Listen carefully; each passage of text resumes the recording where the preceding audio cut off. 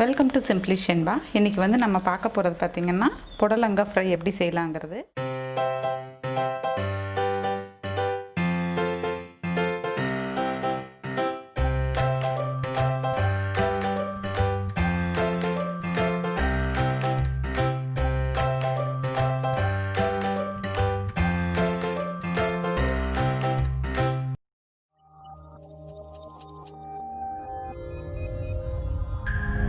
நான் மேலே இருக்கிற இந்த தோலெல்லாம் எடுத்துகிட்டு இதை வந்து நான் இப்படி ரவுண்டாக கட் பண்ணி வச்சுருக்கேன். நீங்கள் வேணும்னா சின்ன சின்ன குட்டி குட்டி பீஸாக கூட கட் பண்ணி வச்சுக்கலாம்.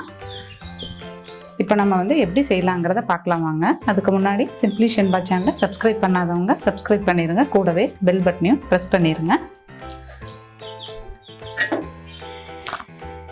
ஃபஸ்ட்டு இதில் பார்த்தீங்கன்னா நம்ம இப்போ கடலை மாவு சேர்க்க போகிறோம். ஒரு 3 ஸ்பூன் சேர்த்துக்கலாம். 2 ஸ்பூன் அளவாக கார்ன்ஃப்ளவர் மாவு எடுத்து வச்சுருக்கேன்.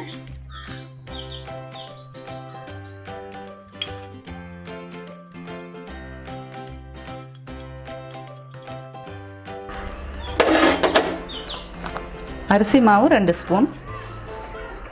உங்கள்கிட்ட அரிசி மாவு இல்லைன்னா நீங்கள் 1 ஸ்பூன் எக்ஸ்ட்ராவாக கார்ன்ஃப்ளவர் மாவு மட்டும் ஆட் பண்ணிக்கோங்க. இஞ்சி பூண்டு விழுது, தேவையான அளவு உப்பு,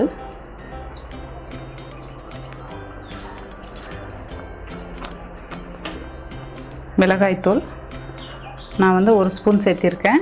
அடுத்தது பார்த்திங்கன்னா நான் வந்து சாம்பார் தூள் கொஞ்சம் சேர்த்த போகிறேன். சாம்பார் தூள் வேண்டாம்னா நீங்கள் மிளகாய்த்தூளே 2 ஸ்பூன் சேர்த்திக்கோங்க.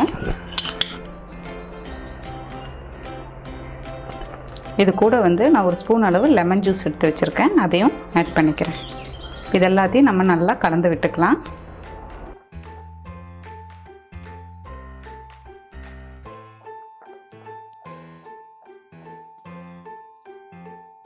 லைட்டாக தண்ணி ஊற்றிக்கலாம்.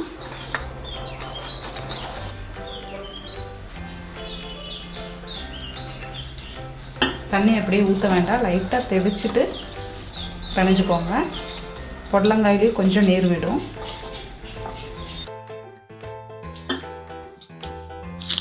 நம்ம இப்போது நல்லா கலந்து விட்டாச்சு. இது வந்து ஒரு 20 நிமிஷம் ஊற வச்சிடலாம் அப்படியே. அதுக்கப்புறம் நம்ம எண்ணெயில் பொரிச்சு எடுக்கலாம். நம்ம இப்போ இதை 20 நிமிஷம் ஊற வச்சாச்சுங்க. இனி வந்து இதை நம்ம ஒவ்வொன்றா ஃப்ரை பண்ணி எடுத்துக்கலாம். எண்ணெய் சூடாயிடுச்சு.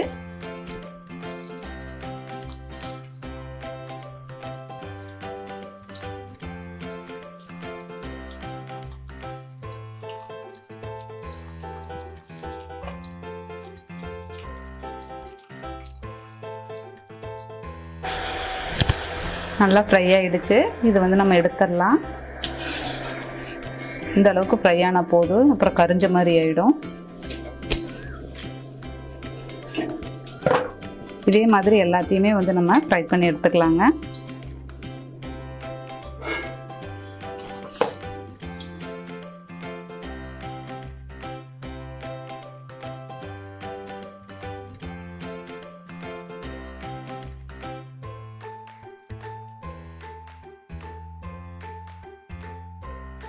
புடலங்காய் ஃப்ரை வந்து ரெடி ஆகிடுச்சுங்க.